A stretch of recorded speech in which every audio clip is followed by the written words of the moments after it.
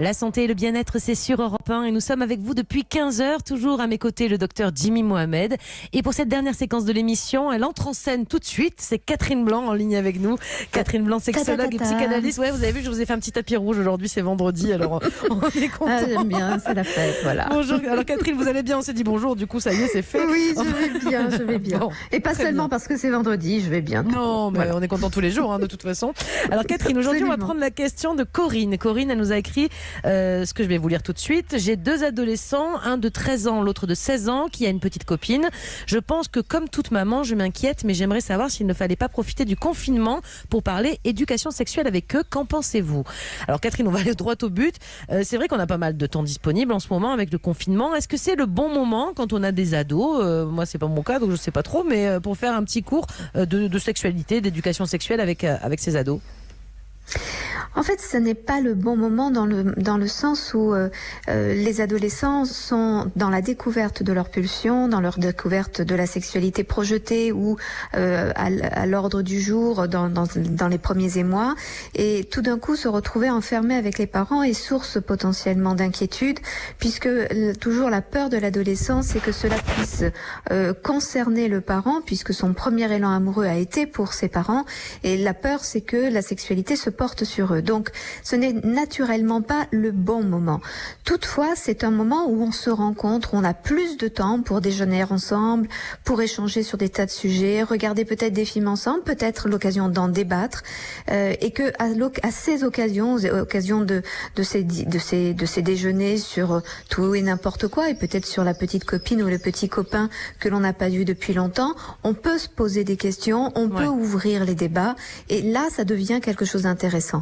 Mais ce n'est pas parce que nous sommes confinés qu'on va sortir le tableau blanc là et on va dire alors voilà, ça c'est ça, non on commence pas ça. Exactement. Elle dit quand même qu'ils ont très inquiète. Ouais. Mais elle dit qu'ils ont 13 et 16 ans, donc ils ont 13 et 16 ans, c'est un âge où ils découvrent la sexualité, de toute façon, ça c'est sûr. Bien sûr, ils la découvrent, ils l'envisagent, ils la découvrent évidemment, heureusement, malheureusement, par tous les moyens aujourd'hui Internet qui sont sur leur téléphone, qu'ils en aient la curiosité, qu'ils soient contraints par les copains ou les copines. Donc, en fait, c'est vrai que c'est dans leur environnement, pas toujours avec leur disponibilité émotionnelle, parfois un peu contraints par la masse. Donc, il n'est pas question que les parents participent de ça. Mais comme évidemment le groupe des copains manque, des copines, que on peut-être parler de ces amoureux, de ces amoureuses, que les parents ne soient pas trop lourds en disant alors tu m'as pas parlé, t'as un amoureux, t'as une amoureuse, ce qui est très envahissant puisque l'enfant est tout à sa on va pas les coincer non plus parce qu'on est confiné, on est d'accord. Surtout pas. Jimmy Mohamed. Oui, parce que en plus la gêne finalement elle peut être de deux côtés, et si on veut, parce qu'au bout d'un moment faut passer le cap, comment est-ce qu'on fait pour surmonter justement ce premier cas difficile d'aborder la sexualité avec des enfants? Donc de la pudeur du parent. Comment le parent dépasse sa propre pudeur, parce que évidemment que l'âge alerte, donc attention, n'envahissons pas nos parents, il n'est pas question que cette alerte soit entendue comme la nécessité d'une pudeur extrême, réveillant ceux qui sont déjà très pudiques et très très interdits sur le sujet, parce que pour le parent aussi c'est compliqué de partager avec l'enfant les sujets de la sexualité, puisque c'est déjà parler de sa propre sexualité, quand bien même on n'en parle pas. Le fait d'aborder le sujet révèle qu'on a de soi-même une sexualité. Donc c'est d'abord toujours ouvrir la porte en posant des questions, à savoir, as-tu des questions, est-ce qu'il y a des sujets qui s'il en a pas, tant pis, s'il en a, on y va. Voilà. C'est pour ça que je disais que les films peuvent être un bon appui, parce qu'il y a des histoires, des histoires sur lesquelles nous pouvons débattre, sans parler de nous en quelque sorte. Bien sûr. Mais Catherine, je me demandais, puisque imaginons il y a aussi des adolescents qui sont à l'aise et qui vont pas hésiter à poser des questions à leurs parents.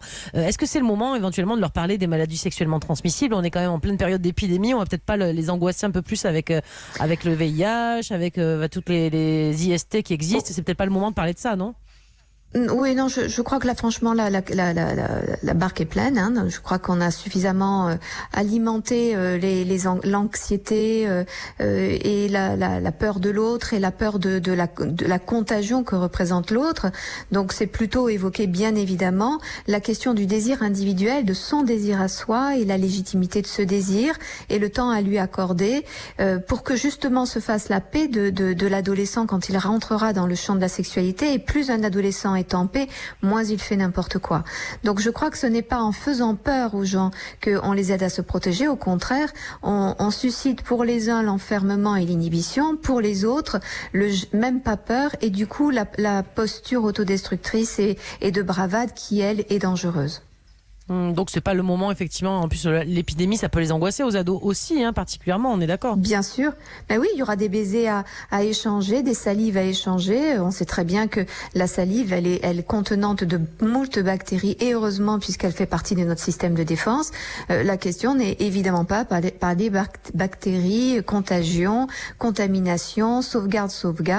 Ça va être plutôt dans l'ouverture, mais toujours une ouverture qui est dans le respect de soi. Plutôt que de parler du respect des distances nécessaires, c'est plutôt le respect de soi et de son rythme. Merci beaucoup Catherine pour tous ces conseils. Merci Jimmy. On se retrouve bien sûr dès lundi à 15h. Voilà, c'est la fin de cette émission.